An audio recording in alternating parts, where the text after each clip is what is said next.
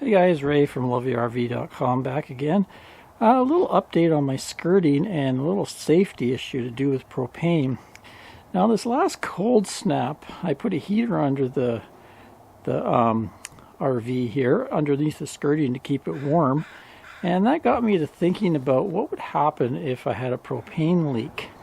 You know, the propane tanks are located on each side of the rig, and down in the bottom, they're open at the bottom.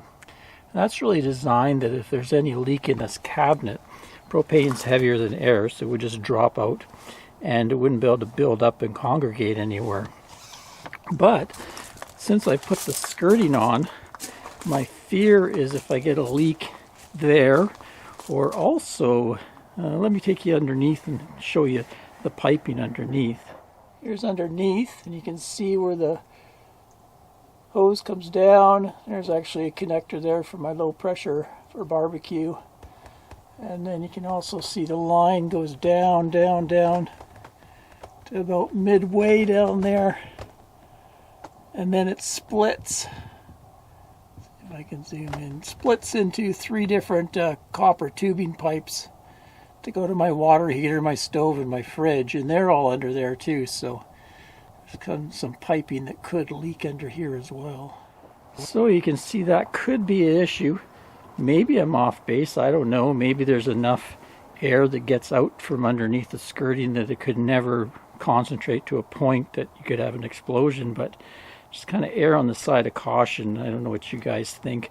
I've never really heard much about it when people install skirting, or even the manufacturers of skirting.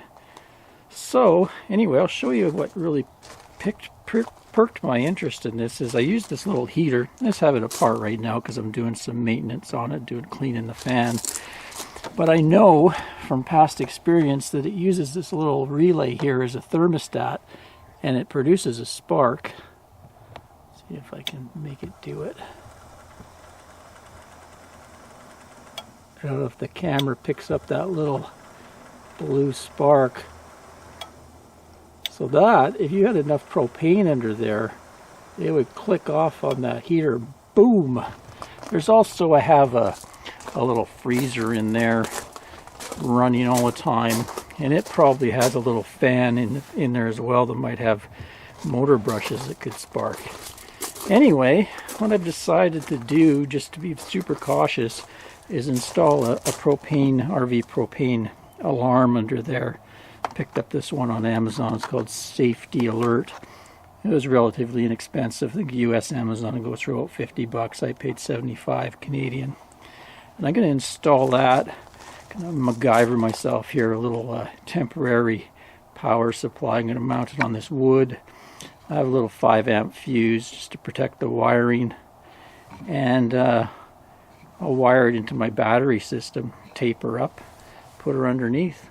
Okay, here we go, little mounting board. See on the back, November 11th, 2020, so that's good. This thing was only a few months old now. Right now it's February 2021, so it has a 5-year lifespan before it should be replaced. Also, I picked this one up because it had operation temperature of minus 31 Fahrenheit to 150 Fahrenheit. And also relative humidity 15% to 93%.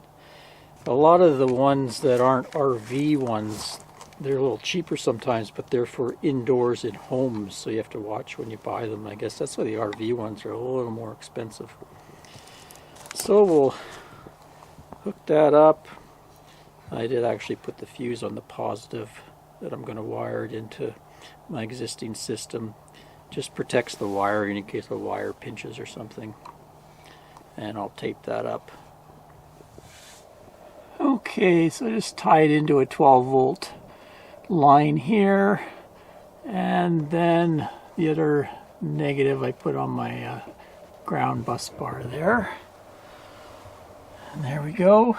We got a green light showing we're in business. Let's do a test. Cover your ears. Yeah, so she's all working. I'll just stick this kind of under here And hopefully if we get any major propane leak, I'll know about it. I'll let you know if I have any problems with it as far as it faulting or anything like that. Anyway, let me know your thoughts on it.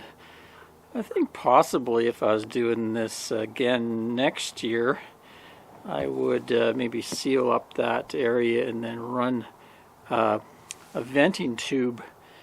Friends of mine that are spending the winter in Penticton where it's much cooler, they really sealed in their skirting and even put a plastic vapor barrier down. So they did one of those. I threw up some photos of their vent idea. They used some of that bubble foil to form a tube. Their RV actually has both the tanks on one side versus mine that's on a tank on each side. Anyway, till next time, it's Ray from loveyouRV.com. If you missed my skirting, I'll link to it, why I chose this skirting and how I installed it and everything. And a couple demos of me taking it on and off. Thanks for watching, folks. Cheers, everyone. Another month or so, I won't need any skirting.